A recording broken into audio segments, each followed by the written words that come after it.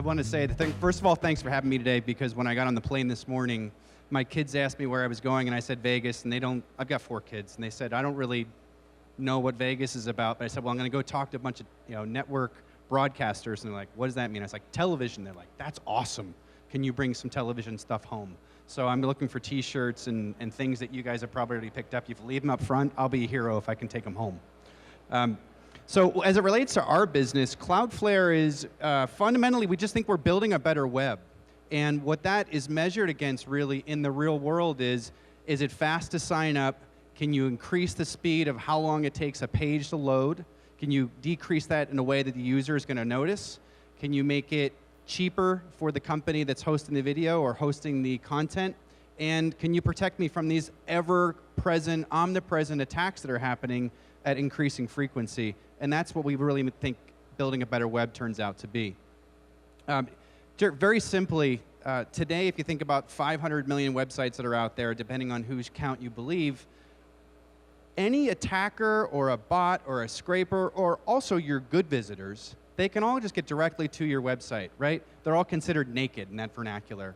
With CloudFlare, what we do is we take that and we insert a layer of protection.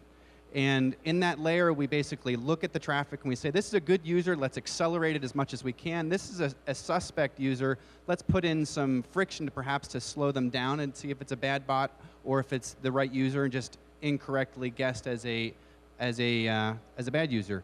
And what we do is we send it through the cloud, we put them on really fast pipes, and out the other side to the website comes high quality traffic, no bots, and none of that malicious traffic that you see in the news, taking sites down and extorting people for money. So that's what we do. In the middle was we clean that up and accelerate and protect websites. We operate 25 data centers around the world. We own all of our own metal. We're pretty excited about this, but what it really translates into, one of the things that I was told when I was going to stand up here is think about big numbers. And I said, okay, well, I've got some big numbers. Big numbers. We think about, in aggregate, if you think of all the companies that are using our services, about 2 million websites, we register about 5,000 new per day.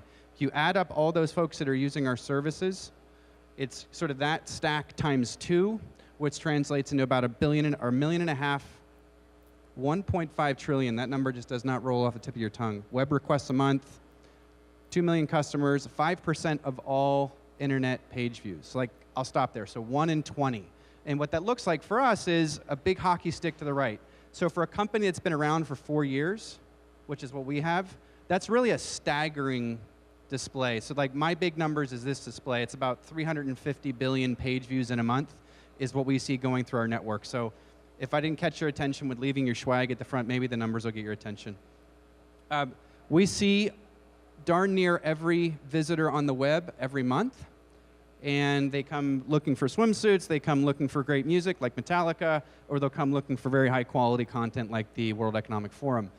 We protect websites that are representing governments around the world, and these are some of the recent folks that signed up with us in the last 30 days. So big names up there. We're very excited about that list. But what that sort of really means for folks in this room is there are companies that are represented here that have spiky traffic, right? People's Choice Awards, right?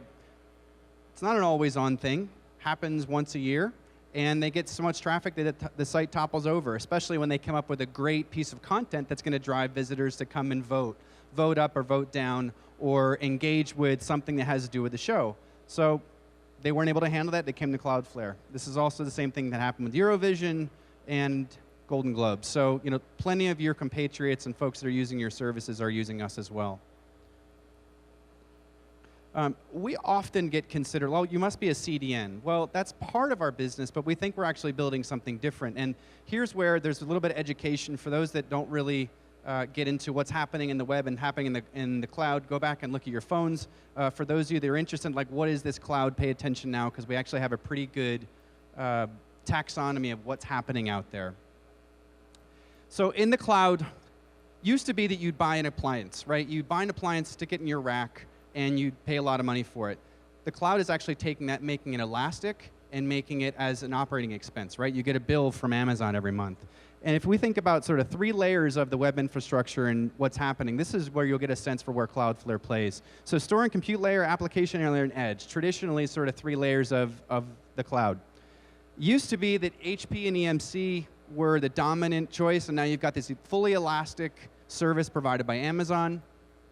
You see it happening with Microsoft and Oracle, where Google Apps and Salesforce are dominating in the realm of taking apps that you would install and making it something in the cloud that uses service. There are also a bunch of things that you put at the top of the rack that you would have bought appliances and software, and that's where CloudFlare plays, right? We actually think that's the most exciting part, is getting out there at the edge.